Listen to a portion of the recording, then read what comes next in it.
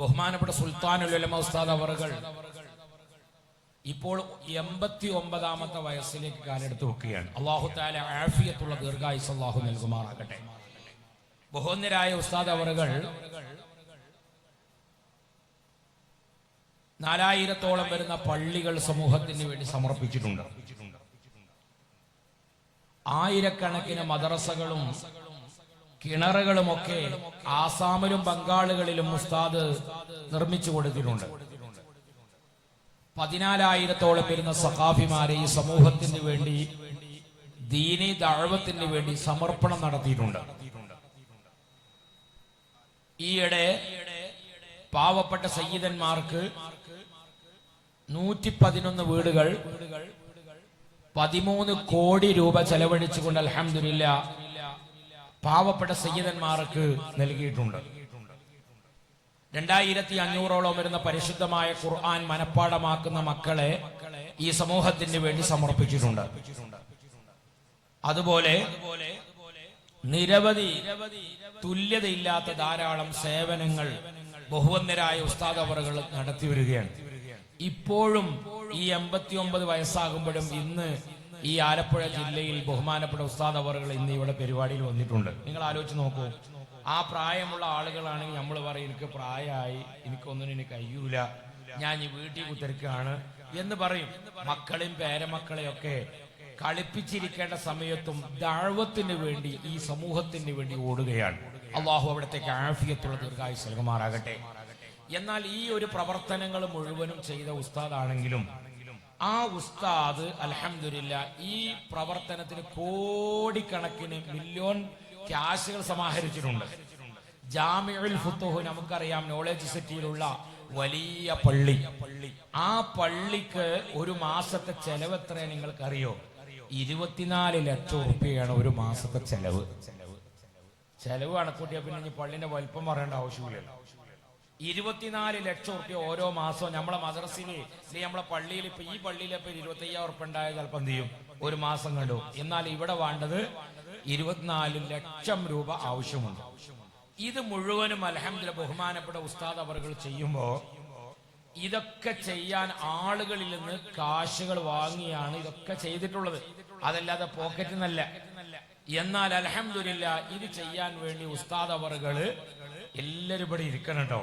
ആ പുറത്തിരുന്ന വളണ്ടിയേഴ്സിനോടൊക്കെ എല്ലാവരോടും ഇവിടെ ഇരിക്കാൻ പറയും. നമ്മളെ ഈ ഒരു പ്രധാനപ്പെട്ട എല്ലാവരും വിളിച്ചോ. പക്ഷെ അത് ഇനി തങ്ങൾ വരാനൊന്നുമില്ല, എല്ലാ തങ്ങന്മാരും ഇവിടെ എത്തിയിട്ടുണ്ട്. അവിടെ എല്ലാ ആളുകളും ഇവിടെ ഇരിക്കും. പക്ഷെ അത് മറ്റേ ഞാൻ മുത്തനൂരിൽ നിന്ന് വന്നിട്ട് നിങ്ങളെല്ലാവരും കാണാൻ ഞാൻ എനിക്കൊരു ഇടങ്ങാറാ അല്ലേ. അപ്പൊ അതുകൊണ്ട് എല്ലാവരും ഇവിടെ ഇരിക്കും. ഇൻഷാ അല്ലാഹ് നമ്മൾ വേഗം പരിപാടിയിലേക്ക് കിടക്കുകയാണ്. അപ്പൊ അതുകൊണ്ട് ആ ഉസ്താദ് അൽഹംദുലില്ലാഹ് കാന്തപുരം മങ്ങാട് എന്ന് പറയുന്ന മദ്രസയിൽ നിന്ന് അൽഹംദുലില്ലാഹ് ഉസ്താദ് പഠിച്ചെടുത്ത അലിഫ് കൊണ്ടാണ് ഈ പരിപാടി മുഴുവൻ ചെയ്യുന്നത് അല്ലെ. മദ്രസയിൽ നിന്ന് പഠിച്ച അലിഫാണ്, മദ്രസയിൽ നിന്ന് പഠിച്ച അലിഫും ബാണ്. ആ അലിഫ് കൊണ്ടാണ് അല്ലാഹു എന്ന് ഉച്ചരിക്കുന്നത്, ആ ബാ കൊണ്ടാണ് ബിസ്മി എന്ന് ചൊല്ലുന്നത്, ആ അലിഫും ബാവും ചേർത്തുകൊണ്ടാണ് ഖുർആൻ ഓതുന്നത്. ഇതാണ് മദ്രസ എന്ന് പറയുന്നത്. അപ്പൊ എത്ര വരെ ഇവിടെ ഇപ്പൊ പ്രായം ചെന്ന ഒരാളുണ്ടെങ്കിൽ 70 വയസ്സായ ആൾ ഇവിടെ സദസ്സിലുണ്ടോ? ഇന്ന് കൈപ്പൊക്കട്ടെ. 70 വയസ്സായ ആളുണ്ടെങ്കിൽ ആരുല്ലേ? എത്ര വയസ്സായി? 74 വയസ്സായി. അതിന്റെ മുകളിൽ ആരുമില്ലല്ലോ. ഒരു മൊമെന്റ് കൊടുക്കാണ് നമ്മളെ പ്രസിഡന്റാണ്. അപ്പൊ 74 വയസ്സായി. 74 വയസ്സിന് ഒരു 10 വയസ്സിന് വിട്ടളിങ്ങള് പിത്തനന്റെ ഒക്കെ കാലം ഉണ്ടാവുമല്ലോ. ചെറിയ കുട്ടിയായ കാലത്ത് ബുക്കർസൊക്കെ കാട്ടിയിരുന്ന സമയമൊക്കെ ഉണ്ടാവും. ആ 10 കീച്ചാൽ ബാക്കി 64 കൊല്ലമുണ്ട്. ഈ 64 കൊല്ലായിട്ട് പ്രിയപ്പെട്ടവര് നിസ്കരിക്കുമ്പോ സുജൂദ് ചെയ്ത് അൽഹംദുലില്ലാഹ് അപ്പൊ 64 കൊല്ലത്തോളം സുജൂദ് ചെയ്ത്. അതുപോലെ നിസ്കാരത്തിന്റെ ഓരോ ദിക്റുകളിലും സുബ്ഹാന റബ്ബിയൽ അഅ്ലാ വബിഹംദിഹി സുബ്ഹാന റബ്ബിയൽ അളീം വബിഹംദിഹി റബ്ബനാ ലക്കൽ ഹംദു മിൽ അസ്സമാവാത്ത് തുടങ്ങിയ ദിക്റുകൾ മുഴുവനും ചൊല്ലി. ഇതൊക്കെ എവിടുന്ന് ചൊല്ലിയതാണ്? എവിടുന്ന് പഠിച്ചതാണ്? മദ്രസയിൽ. അന്ന് മദ്രസ ഉണ്ടോ അതോ ഓത്തുപള്ളിയാ? ഓത്തുപള്ളിയാണ്. അന്ന് സിലബസ് വേറെയാണ്, ഓത്തുപള്ളിയാണ് അന്നത്തെ മദ്രസക്ക്. അങ്ങനെ ആ ഓത്തുപള്ളിക്ക് വേണ്ടി സ്ഥലം കൊടുത്തവർ, ഓട് കൊടുത്തവർ, മരം കൊടുത്തവർ, അതിനുവേണ്ടി എന്തെല്ലാം ഹിദമകൾ ചെയ്തോ ആ ചെയ്ത ആളുകളൊന്നും ഇന്ന് നമ്മളോട് കൂടെയില്ല. അവരുടെ ഖബറിലേക്ക് പ്രിയപ്പെട്ടവർ നമ്മുടെ പ്രസിഡന്റ് ചെയ്തുകൊണ്ടിരിക്കുന്ന അമലിന്റെ 1% അവരെ ഖബറിലേക്ക് ഇങ്ങനെ കിട്ടിക്കൊണ്ടിരിക്കുകയാണ്. ഇതാണ് മദ്രസ. അതുകൊണ്ട് മദ്രസ എന്ന് പറയുമ്പോൾ ഏറ്റവും നല്ല ഉഷാറിൽ ഉണ്ടാവേണ്ട ഒന്നാണ് മദ്രസ. പിന്നെ മദ്രസയുടെ വിഷയങ്ങൾ പറയുമ്പോൾ നമ്മൾ കരുതും നമ്മൾ പാവാണ് എന്ന് നമ്മൾ ഇങ്ങനെ പറയും. അതൊരിക്കലും നിങ്ങൾ പറയരുത്. അൽഹംദുലില്ലാ എന്ന് പറയാം. അൽഹംദുലില്ലാ എന്ന് നമ്മൾ പറയാം. അൽഹംദുലില്ലാ, നമ്മളെക്കാൾ താഴെ ഉള്ള ആളുകളിലേക്ക് നമ്മൾ മുതലാളിയാണ്. നമ്മളെ മുകളിലുള്ള ആളുകളിലേക്ക് നോക്കുമ്പോ നമ്മള് പാവമാണ്, അത്രേ അർത്ഥമുള്ളൂ. എന്നാലും അപ്പോഴും പറയണം അൽഹംദുലില്ലാ എന്ന് നമ്മൾ എപ്പോഴും പറയണം. നമ്മൾ പാവാണ് എന്നിങ്ങനെ പറഞ്ഞാൽ അള്ളാഹു നമ്മളെ പാവാക്കും. എപ്പോഴും അത് പറയും. നമ്മളെ മലയാളികളാകുന്ന ആളുകൾക്കുള്ള ഒരു സംഗതിയാണിത്. ഞാൻ പാവാണ്, അതുകൊണ്ട് എന്നെ കൊണ്ടൊന്നും കഴിയൂല എന്ന് നമ്മളിങ്ങനെ പറഞ്ഞാൽ പടച്ചറപ്പ് അങ്ങനെ ആക്കും. ഞാൻ മനസ്സിലാക്കും, ചില പരമ്പര വാപ്പയും ഇടങ്ങേറില്, ഇമ്മയും ഇടങ്ങേറില്, വല്ലിപ്പി ഇടങ്ങേറില്, മക്കളും ഇടങ്ങേറില്, പേരക്കുട്ടികളും ഇടങ്ങേറില്, എല്ലാവരും ഇടങ്ങേറ്. ഇവരെ പരമ്പര ഇങ്ങനെ നോക്കുമ്പോ ഈ ഇടങ്ങേറ് മാത്രമേ കാണുന്നുള്ളൂ. അതിന്റെ കാരണം മനസ്സിലാക്കുക, ചില സമയത്ത് ചില വിഷയങ്ങൾ നമ്മൾ കരുതിയത് അള്ളാഹു കബൂലാക്കിയതാണ്. അള്ളാഹു കബൂലാക്കി. അതുകൊണ്ട് അൽഹംദുലില്ലാ എന്ന് എപ്പോഴും പറയാം. ഞാൻ ഓർക്കുന്നു, ഗൾഫിലുള്ള എന്റെ പരിചയത്തിലുള്ള ഒരു വലിയൊരു അറബി, അദ്ദേഹത്തിന് ഒരു പെയിന്റിംഗ് കട ഉണ്ട്. ആ പെയിന്റിംഗ് കട കത്തി നശിച്ച് എല്ലാം പോയി. പെയിന്റ് പെട്ടെന്ന് തീ പിടിക്കുന്ന ഒന്നാണ്, എല്ലാം നശിച്ചു. അപ്പോൾ നമ്മളെ മലയാളിയാകുന്ന ആളുകൾക്ക് ഇവന്റെ നഷ്ടം അറിയിച്ച ഒരു ഇടങ്ങേറ്. അങ്ങനെയാണല്ലോ മലയാളികൾക്ക് മറ്റോന്റെ ഇടങ്ങേറ് ഇങ്ങനെ കാണുന്നത് ഭയങ്കര ഒരു സുഖമാണ്. അങ്ങനെയാണ് സുഖം. എല്ലാരെ പറ്റിയല്ല പറയുന്നത്, ചിലർക്കൊക്കെ അങ്ങനെ ഉണ്ട്. അങ്ങനെ ഒരു ഇടങ്ങേറ് അറിഞ്ഞ ആ ഇടങ്ങേറ് പരിഹാരമൊന്നും ഉണ്ടാവില്ല.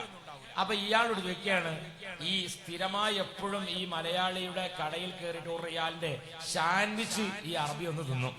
അപ്പൊ ഇന്നും സംസാരിക്കാറൊന്നുമില്ല, കാരണം മൂപ്പർ സ്ഥിരം കസ്റ്റമർ ആയതുകൊണ്ട് ഇയാൾക്ക് വേണ്ട സാൻഡ്വിച്ചിന്റെ നിയമങ്ങളൊക്കെ മൂപ്പർക്ക് അറിയാം. ശത്ത വേണോ, കച്ചപ്പ് വേണോ, ഫുൽഫുല് വേണോ, ടമാറ്റം വേണോ, ഖിയാറ് വേണോ എന്നൊക്കെ അൽഹംദുലില്ലാ വേണം. ഇതൊക്കെ ഈ സാൻഡ്വിച്ചിന്റെ ഉള്ളിലിടുന്ന സാധനമാണ്.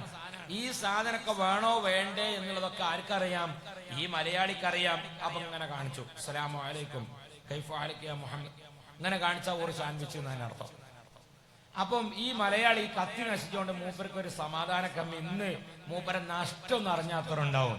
അപ്പം ഈ അറബിനോട് ചോദിച്ചു, കം ഖസാറ മുംകിൻ യാ മുഹമ്മദ്, എത്ര നഷ്ടം ഉണ്ടാവും? അപ്പൊ ഉടനെ അറബി പറഞ്ഞെന്താണ്? അൽഹംദുലില്ലാഹ് അലല്ലാഹ്. അപ്പൊ ഇനി മലയാളി എന്താ ചോദിക്കുക? അപ്പൊ അൽഹംദുലില്ലാഹ് അലല്ലാഹ്. അപ്പൊ ഇതിലേറെ വിഷമമുള്ള ആളുകളില്ലേ? അപ്പൊ അതുകൊണ്ട് നമ്മൾ എപ്പോഴും നമ്മൾ മനസ്സിലാക്കേണ്ടത്, പാവമാണ് എന്ന് കരുതിയേ പോരുത്. അൽഹംദുലില്ലാഹ് നമ്മൾ മുതലാളിയാണ്. പരിപൂർണ്ണ ആരോഗ്യമുള്ളവൻ തന്നെ വലിയ റാഹത്തുമല്ലേ? അൽഹംദുലില്ലാഹ് നല്ല ഭക്ഷണം കഴിക്കാൻ കഴിയുന്ന നമുക്ക് ഒരു പ്രയാസമില്ല. അള്ളാഹു തആല നമുക്ക് ആഫിയത്തുള്ള ദീർഘായുസ്സ് നൽകുമാറാകട്ടെ. അതുകൊണ്ട് മദ്രസ എന്ന് പറയുമ്പോ ഇന്ന് നമ്മുടെ നാട്ടിൽ അൽഹംദുലില്ലാഹ് ഏറ്റവും അള്ളാഹുവിന്റെ മുമ്പിൽ കൂലിയുള്ള ഒരു കാര്യം, ഒരർത്ഥത്തിൽ പറഞ്ഞാൽ പള്ളിയേക്കാൾ കൂലി മദ്രസക്കാണ്. കാരണം മദ്രസയിൽ നിന്നാണ് എല്ലാം തുടങ്ങുന്നത്.